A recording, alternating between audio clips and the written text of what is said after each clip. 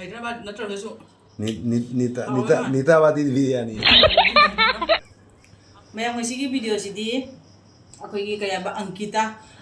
gi request video odini abako Angkita na aigi video puno magda request to kan comment to nene biryani sabiro waina ni ko ado ngasi je magi da magda biryani chage to rini ma comment se jame to ri je tare nipan heba mane abako ado last ke aigi video da mana hairi je aigi biryani do to roi draw devi notification lai ado harau na jengu bada biryani video oiram de na comment to ri abako ado nungai tre ado ngasi video sidi mayam Angkita gi damakta ado Angkita nataba mi anium ju jawri abako ado I puthoktre amagana kanano Riya ina amaka ju jawi abako ma ju biryani sabiro waina ado mayam yu ji chama horage nung khang ne abako ngasi di aigi biryani se cha horage ngasi Angkita gi biryani chicken biryani oine tawre abako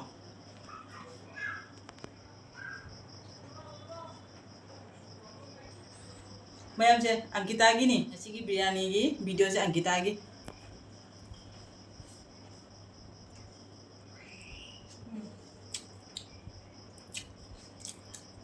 how gao Kari biryani no chahi to.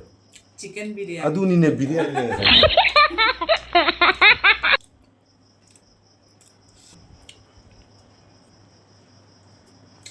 तुम लोग सब चावल chapcha ho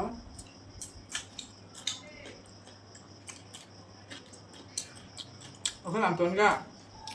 Mr. cái gì cái này ra đi gì không anh sao cái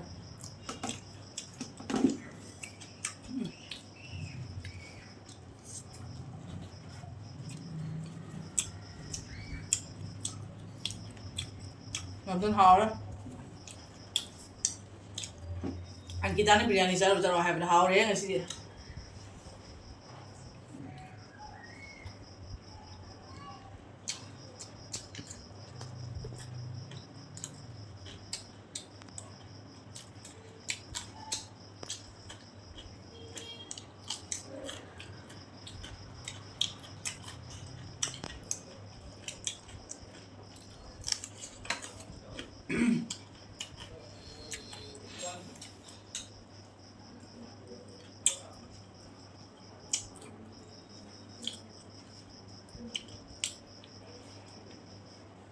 Cari di sini jauh terus. Full lah saya no koita. hào cái này nè xin lỗi coi xin nó tung là thùng bơ gravy này anh xin là mấy thao phải thùng bơ đuôi gravy này chơi gì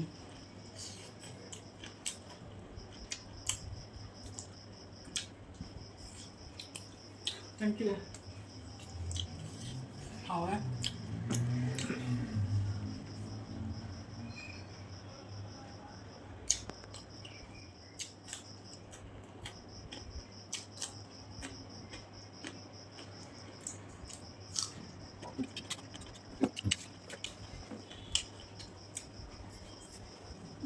ngon, hào chứ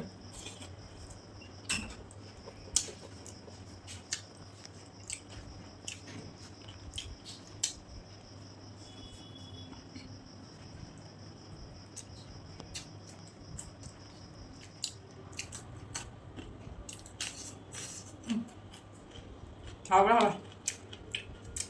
quý cha được bạn gì nữa sao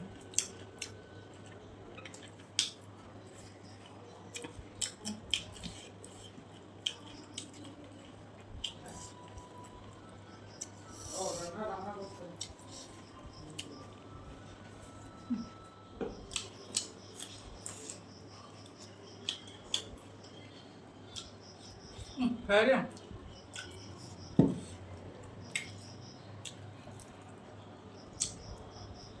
Nang kai Hyderabadi biryani nita. Hyderabad naturalu Nita Badi Biryani. kita bagi beli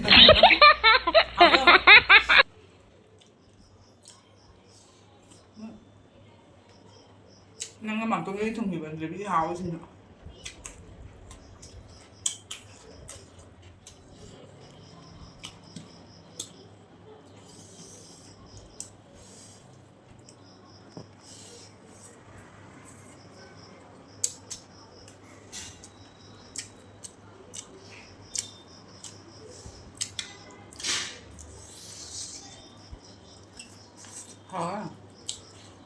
hả mới chụp cái gì chứ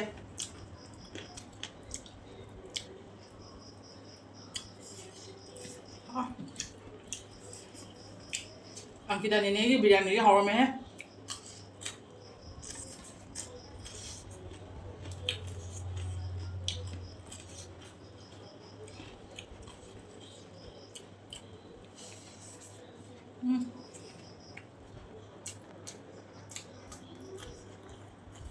hawar ha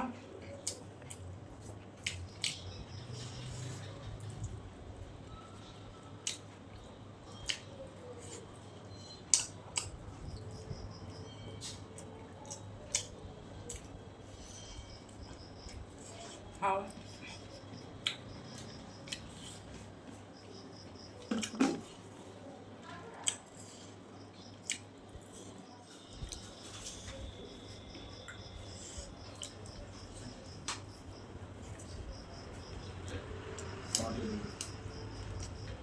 lấy chứ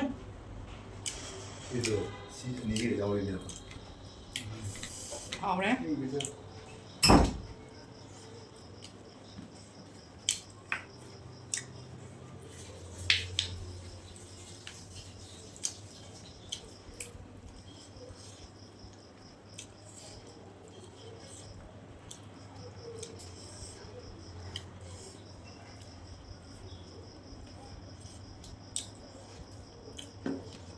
맛이 hào meh Delicious. 좀 짱은 내색이 비리야니 다 도이다 하나 이제 됐어 왜 봐봐 하루냐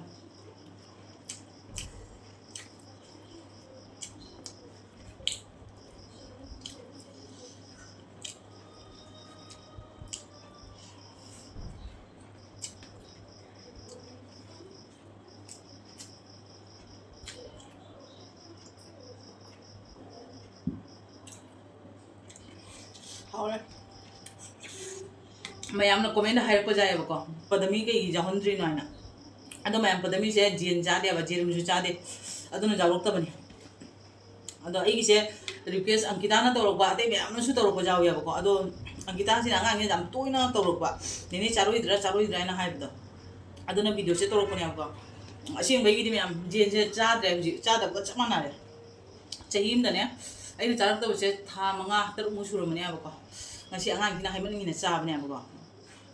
matung da di haira su cha ra ra jin je ko na marak ta cha ne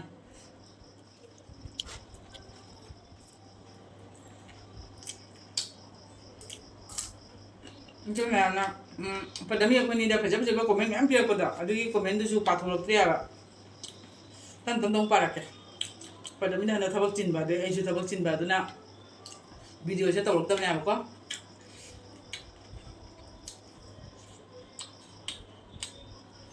hào lắm hào đấy, cái đó mà tung chào vậy nè.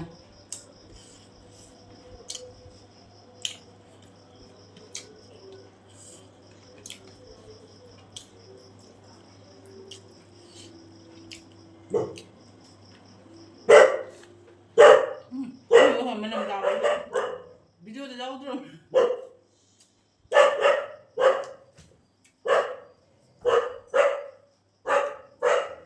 Trái mình làm ta rồi nè.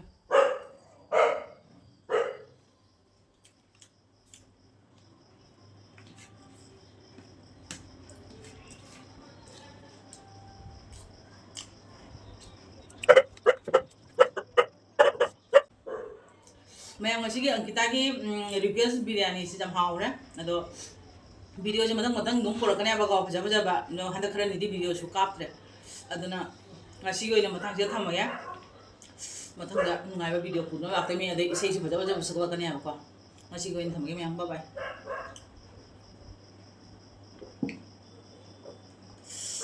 Coba ya,